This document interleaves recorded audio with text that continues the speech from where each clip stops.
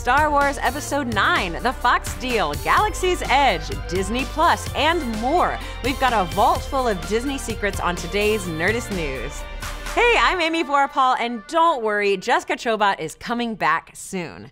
Now, from Han Solo to Tony Stark, it seems like the Walt Disney Company pretty much owns every major pop culture property that doesn't begin with a bat and end with a man. Need proof? Look no further than the annual shareholders meeting held earlier this week, where Disney CEO Bob Iger took the stage to update current shareholders on the status of Disney, as well as some of its most cherished assets, both old and new. So, we're breaking down everything revealed from Episode 9 all the way down to the Fox deal. As can be expected, the presentation contained a lot of footage from upcoming Disney movies and TV shows. Thankfully, one intrepid tweeter took to his phone to spill all the juicy details. @Ladwig said he got to see some scenes from The Lion King that looked absolutely awesome, a few clips from Endgame, and even some Aladdin footage that made blue Will Smith look great, which honestly raises suspicions that this guy is a studio plant. But no time to dig into conspiracies, because we gotta talk about the highlight of the presentation, our first look at Star Wars Episode 9, or at least the first time we've heard about someone else's first look at Star Wars Episode 9. Now, we should stress once again that this is all secondhand from Twitter, and there are conflicting reports about exactly what was shown, but according to @Ladwig, the Episode 9 footage included a blockade runner in an abandoned hangar, Kylo Ren in a white room looking at the Vader helmet, a brief appearance by Lando, Rey holding Chewie's bowcaster, Finn in the interior of an abandoned ship, and then Rey again walking through some alien marketplace. So yeah, not exactly the most illuminating look, especially since, aside from the Lando cameo, all of these scenes sound like they could have come from any of the movies in the sequel trilogy.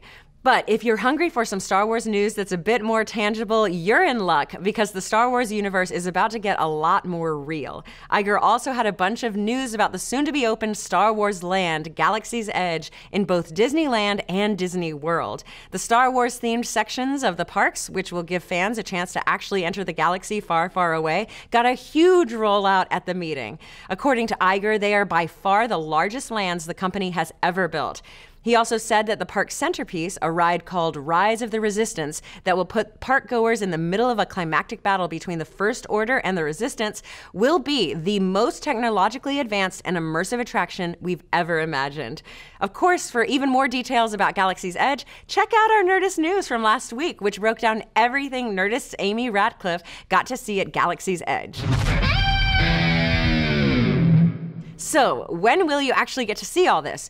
A lot sooner than we initially thought. Galaxy's Edge will be opening May 31st in Disneyland and then August in Disney World of this year. However, you may not want to buy your park hoppers just yet if you're hoping for the full experience. Iger also mentioned that the attractions at Galaxy's Edge would be opened in waves, and that Rise of the Resistance wouldn't be amongst the first ones available. As for non-Star Wars related news, well, Iger said that the Disney-Fox deal is just about finished, and that once it is, he wants to hit the ground running with all the new properties they'll acquire. And while he never actually calls any of those properties out by name, it's pretty safe to assume that he's talking about the X-Men and the other Marvel toys the Marvel Cinematic Universe was previously not allowed to play with. In previous interviews and earnings calls, he's actually said that the X-Men would go to Feige and crew, and that he'd like to keep making R-rated Deadpool movies, while maybe still searching for a way to integrate him into the MCU proper. But outside of the superhero stuff, it seems like he's pretty intent on keeping the rest of the Fox brands intact, saying they'll keep putting out movies under the 20th Century Fox and Fox Searchlight banners, as well as holding on to the FX channel. And what was the reason why they spent over $70 billion to acquire Fox's entertainment properties? To fill out Disney Plus. Well, guess what, OG Disney fans? You'll be excited to hear that the doors to the Disney Vault are about to swing wide open. That's right, Iger confirmed that the Disney Plus streaming service will debut later this year, and it will feature pretty much the entire back catalog of Disney films. That means no more waiting 10 years in between each home media release of Snow White. Overall, it looks like if you're a Disney fan, there's a lot to be excited about over the coming months and years.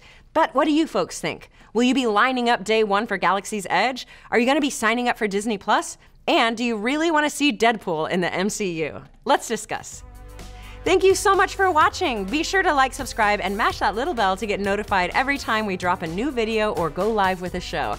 And if this wasn't enough Disney news for you, make sure to check out Nerdist News Edition, where we break down if Captain Marvel is the key to defeating Thanos in Avengers Endgame.